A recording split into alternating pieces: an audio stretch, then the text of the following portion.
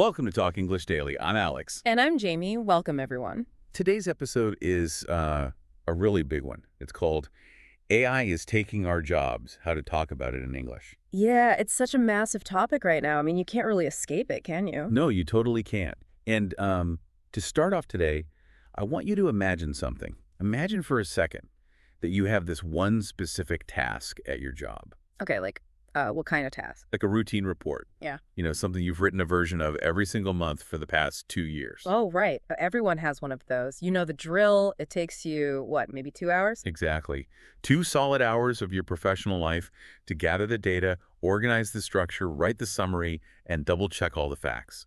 It's reliably blocked out on your calendar. Right. It's just a staple of the modern Knowledge Workers Month. I mean, it's familiar, maybe a little tedious, but it is definitively your responsibility. You own it. You own it. So a colleague suggests you try one of the new AI writing tools just to see what happens. Uh-huh. And you're probably a little skeptical, right? Very skeptical. But, you type in the parameters, tell it what the report needs to cover, upload a few data points, and you hit enter. Okay, and then what happens? 45 seconds later, it's done. Wow. Just 45 seconds. Yep. And it's not just a rough, clunky draft. It is a complete, perfectly structured report with crisp sentences and flawless formatting. Everything you usually spend 2 grueling hours doing is just, finished before your coffee even has time to cool. That is just, wow. That is the moment of truth right there. It really is. That is the exact second... The abstract, headline-grabbing idea of artificial intelligence suddenly drops into your lap and becomes incredibly uncomfortably personal. And here is the thing that really stands out from the sources we're looking at today. The reaction of the professional in this scenario wasn't, wow, this is amazing, I have my entire afternoon back. Right, they didn't just go take a long lunch. No, not at all. The immediate, visceral reaction was a confronting, almost existential dread. The thought was, if this took 45 seconds, what exactly do they still need me for? Oh, man. It's a heavy realization. It hits right at the core of our professional identity, It strips away the illusion that our specific cognitive output is somehow magic and irreplaceable. Exactly. Okay, let's unpack this. Yeah. Because that feeling, that specific pit-in-the-stomach question, is rippling across the globe right now. Before we dive completely in, just a quick reminder for everyone listening. If you are enjoying Talk English Daily, please take a second to hit the subscribe button. Yes, please do. It really helps us out, and it makes sure you never miss an episode. Absolutely. Okay, back to the deep dive. Right. So the mission of our deep dive today isn't just to have another generic debate about whether AI is coming for our jobs. No, we want to go deeper than that. Exactly. Yeah. Our goal today is to equip you, the listener, with the exact vocabulary, the concepts, and the communication frameworks you need to confidently articulate your stance on this global shift. Because, whether you are defending your department's budget in a tense boardroom or just having a lively debate at a dinner table, you need the right language. That's so true. If you just walk into a meeting and say, I'm scared of the robots, you sound like a liability. We want you to sound like a leader. And that is so crucial because this conversation crosses literally every industry. Oh, for sure. It's not just tech workers. Right. We're not just talking about software engineers in Silicon Valley. We are talking about teachers, doctors, lawyers, writers. Everyone is looking at this technological shift. Yeah, it affects everyone. Mastering the precise language to discuss this is like the ultimate workout for your modern communication skills. A workout. I love that analogy. It is, because it requires projecting future trends, demonstrating emotional intelligence, and, holding multiple competing ideas in your head at once. Totally. So to really understand this debate, we first have to validate the fear. Let's look at the worried side of the debate. The anxiety isn't coming out of nowhere, right? Not at all. We're looking at economic projections where tens of millions of jobs could be transformed. So we need some vocabulary here. The first big word from the worried side is automate. Automate. Let's spell that out nice and slow for our learners. A-U-T-O-M-A-T-E. Automate. Perfect. To automate means using technology to do human tasks. Right. So an example sentence would be, the company decided to automate the basic bookkeeping tasks. Exactly. And the reason people are so worried is because AI is automating something new. It's automating cognitive work. Cognitive work. That's a great term. Yes. Historically, automation replaced physical, repetitive tasks, like the printing press automated copying books. Industrial machines, automated physical manufacturing. It replaced human muscle. But now it's different. Very different. What is happening right now is that AI is moving aggressively into the human zone. Reading, writing, analyzing, reasoning, and creating. It's automating thinking. Yes, and people have three very specific expressions they use when they talk about this fear. The first expression is, I'm concerned that my job could be automated. I am concerned that my job could be automated. That's a very professional way to say you are worried. It is. The second expression uses another big vocabulary word. People worry about their skills becoming obsolete. Obsolete, that's a great word. Let me spell it. O-B-S-O-L-E-T-E. Obsolete. Thanks, Jamie. Obsolete means no longer needed or useful, usually because something newer and better has replaced it. Like a fax machine, or knowing how to develop film in a darkroom. Those skills are obsolete. Exactly. So the expression is, I worry my skills are becoming obsolete. That is a very real fear. What is the third expression? The third expression is about AI disrupting the job market. Disrupting. Let's spell disrupt. D-I-S-R-U-P-T.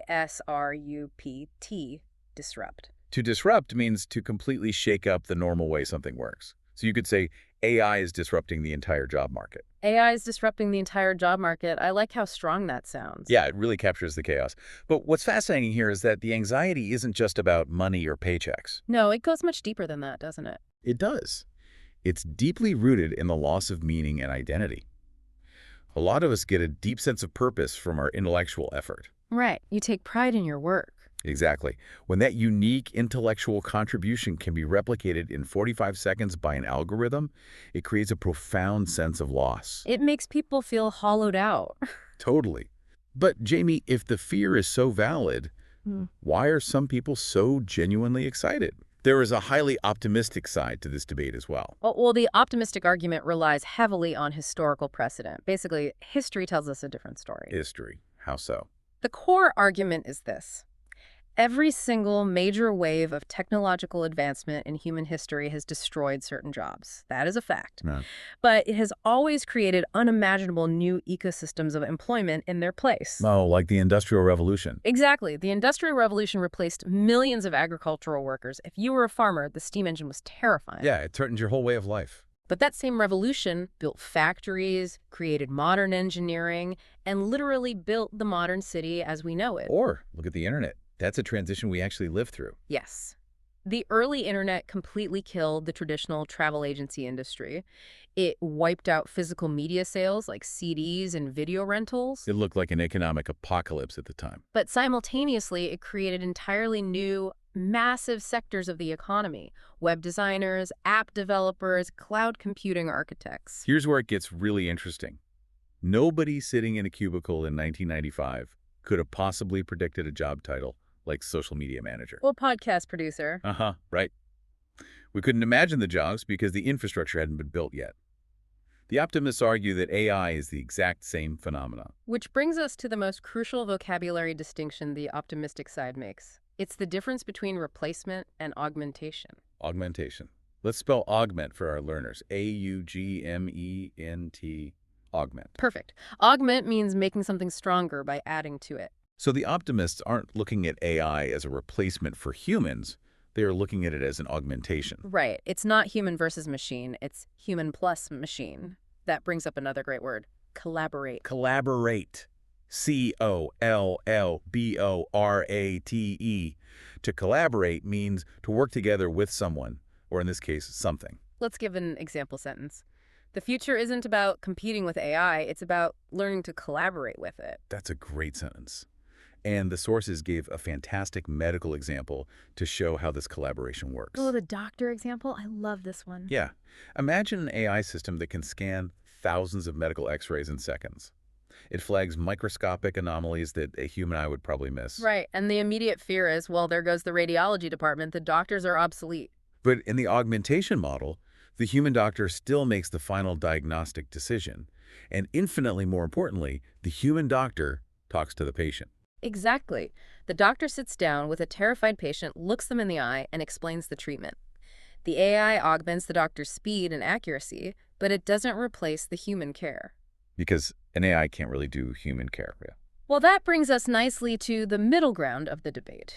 Because most of us don't live on the extreme ends of panic or utopia. So where do we land? How do we talk about this intelligently? The sources suggest adopting a nuanced view. Nuanced. Let's spell that Nuanced. Nuanced. A nuanced view means your perspective has layers. It is not just simple black and white, all good or all bad thinking. So what is the ultimate nuanced phrase we can teach our listeners today? The key phrase of the episode is cautiously optimistic. Cautiously optimistic. I really like how that sounds. Me too. Cautiously signals that you are grounded, you see the risks, and you aren't rushing in blind. But optimistic means you fundamentally believe a good outcome is possible. Right. When you tell your team you are cautiously optimistic about AI, you instantly sound mature and strategic. So what truly separates us from the machine? What makes us cautiously optimistic about our own value? The sources say the ultimate human moat is empathy. Empathy. E-M-P-A-T-H-Y. Empathy is the ability to understand and share the feelings of another person. Yes. Think about a nurse. An AI might know medical protocols perfectly, but only a human nurse can notice a patient is terrified, hold their hand, and make them feel less alone. True empathy requires lived experience. Exactly. Or look at customer service. AI can handle the repetitive first-level inquiries. Like resetting a password. Right. But that frees up the human workers for complex cases that require genuine connection, like a customer who is crying because their wedding dress got lost in the mail. An AI can't confidently bend a company rule based on an emotional read of a situation? No, it can't. Empathy is our human moat. So what does this all mean for our listeners? How do you actually express these complex layers in a conversation? Let's talk about our personal reaction phrases. The sources outline 5 powerful frameworks to state your perspective confidently. Let's go through them one by one.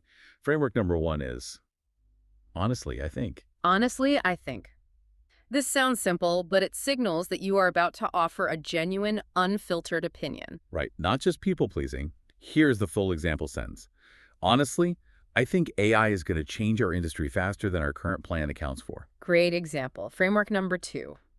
What worries me most is... This one is so critical. It specifies a concern rather than just showing vague anxiety. Right. Saying you are stressed makes you sound overwhelmed. This phrase makes you sound analytical. Here's the example sentence.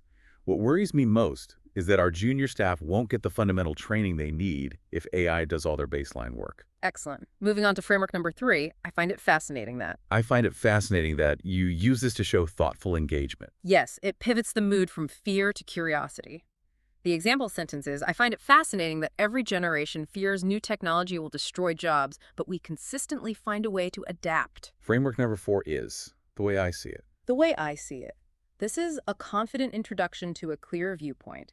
It shows you've done the heavy lifting and arrived at a conclusion. The example sentence. The way I see it, the companies that refuse to learn these tools are the ones that will ultimately struggle to compete. And finally, framework number 5. This is the ultimate tool for establishing that nuanced middle ground. The phrase is, I can see both sides, but personally. I can see both sides, but personally. It demonstrates mature, nuanced consideration. It actively validates the opposing viewpoints before stating your own. The example sentence is, I can see both sides, but personally, I'm more optimistic than worried about how this will augment our workflow. Those 5 phrases are just so practical. You can use them in job interviews or just over coffee. Absolutely. And before we move on to our final vocabulary review segment, we have a quick mid-episode reminder. Yes.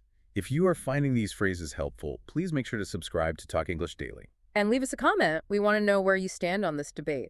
Are you worried, excited, or cautiously optimistic? Let us know. Okay, Jamie, I think it is time for my favorite part of the show. Yes, it is time for the Pocket Words segment. Let's review the 5 most important vocabulary words from today's deep dive. These are words you should put in your pocket and carry with you into your next English conversation. Word number 1 is automate. Let's spell it one more time. A-U-T-O-M-A-T-E. Automate. The definition is using technology to do human tasks. And the full example sentence is, the company decided to automate the basic bookkeeping tasks. I really love that word because it's so common in business English right now. Oh, definitely. Word number 2 is obsolete. O-B-S-O-L-E-T-E. Obsolete. Obsolete means no longer needed or useful because something newer has replaced it. The example sentence is, I worry my skills are becoming obsolete. That's a scary thought, but a great word. Word number 3 is disrupt. D-I-S-R-U-P-T, disrupt. Disrupt means to completely shake up the normal way something works. Our example sentence for this one is, AI is disrupting the entire job market. I feel like every tech startup uses the word disrupt these days. Haha, they really do. It's a huge buzzword. Word number 4 is augment. A-U-G-M-E-N-T, augment. Augment means making something stronger by adding to it. In the full example sentence, the future isn't about AI replacing us, it's about how AI can augment our abilities. That's a very cautiously optimistic sentence. It is. And our final pocket word, word number 5, is empathy. E-M-P-A-T-H-Y. Empathy. Empathy is the ability to understand and share the feelings of another person. Our example sentence is, AI can write a perfect report, but it cannot show genuine empathy to a frightened patient. Empathy is such a beautiful word. Honestly, I think it's my favorite word from today's list. What about you, Alex? My favorite word today is probably nuanced. Even though it wasn't one of the 5 pocket words, I just love the idea of having a nuanced conversation instead of a black and white debate. I completely agree. So we've gone on quite a journey today. We really have. We started with the existential dread of cognitive automation, that intense realization that a machine can do in 45 seconds what takes a professional 2 hours. We validated the very real fears of market disruption and the worry about skills becoming obsolete. But then we looked at history and saw the pattern of technological augmentation. We explored what it means to collaborate with these tools and why being cautiously optimistic is the smartest move. And most importantly, we mapped out the human moat. As AI automates the baseline tasks, the premium on human empathy and genuine connection is only going to skyrocket. The things that make us human are about to become our most valuable professional assets. Which brings us directly back to you, the listener. Where do you stand after unpacking all of this? Are you worried, excited, or cautiously optimistic? It's a conversation you're going to be having for the rest of your career. So you might as well get incredibly comfortable with the vocabulary right now. And I want to leave you with one final, slightly provocative thought to mull over on your own. Oh, I like provocative thoughts. Let's hear it. If we assume that the optimists are right, and AI will eventually handle all the baseline cognitive work perfectly, every standard report, every basic analysis, how will we redefine what it means to be exceptional at our jobs? Oh, wow. If every single person in your office has a tool that produces perfect standard work in 45 seconds, will genius in the future simply be a measure of how uniquely human you are? Will genius just be a measure of how uniquely human you are? That is going to stick with me. It really shifts your perspective, doesn't it? It does, because suddenly that perfectly formatted 45-second report doesn't look like a threat anymore. It looks like the absolute bare minimum required to even enter the room. Exactly.